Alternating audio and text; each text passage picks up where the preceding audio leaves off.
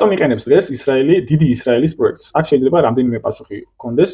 დღევანდელი თელ-ავივის პერსპექტივიდან დღეს ისრაელი იმყოფება გადამწყვეტ ბრძოლაში, რომლის შემდეგაც ისრაელი ან უნდა გახდეს ახლო აღმოსავლეთში დომინანტი ძალა, ერთადერთი მიზიდულობის ცენტრი და ზოგადად საერთაშორისო სისტემაში ერთ-ერთი სუპერძალა, ან მან უნდა შეწყვიტოს არსებობა.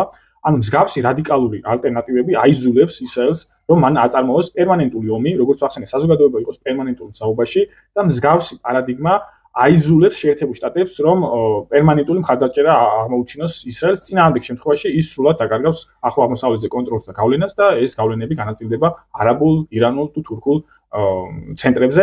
ამიტომ გარკვეულწილად ესეც უნდა ვთქვათ, რომ ეს არის ისრაელის მხრიდან შანტაჟი შეერთებულ შტატებს, რომ ის აიძულოს რა ეს სამხედრო მხარდაჭერა, ფინანსური მხარდაჭერა, საზოგადოებრივი, პოლიტიკური თუ დიპლომატიური მხარდაჭერა, რაც შეერთებულ შტატებს აქვს ისრაელის მიმართ, ესეც მომავალშიც პერმანენტულად გახანგრძლივდეს, გაგრძელდეს და რეალურად საბოლოოდ გამოდის ის, რომ შეერთებულმა შტატებმა მხარი უნდა დაუჭიროს ამ დიდი ისრაელის პროექტის შექმნას.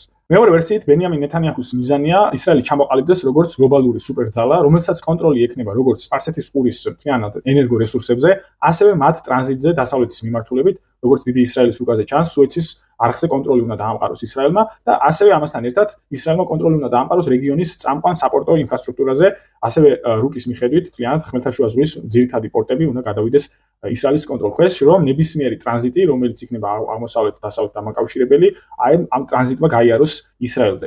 მსგავსი მოცემულობა პოტენციურ სცენარში აქცევს ისრაელს საკვანძო ქვეყნად საერთაშორისო სისტემაში, მიუხედავად მისი ზომისა, მოსახლეობის სიმცირისა თუ შესაძლებლობებისა.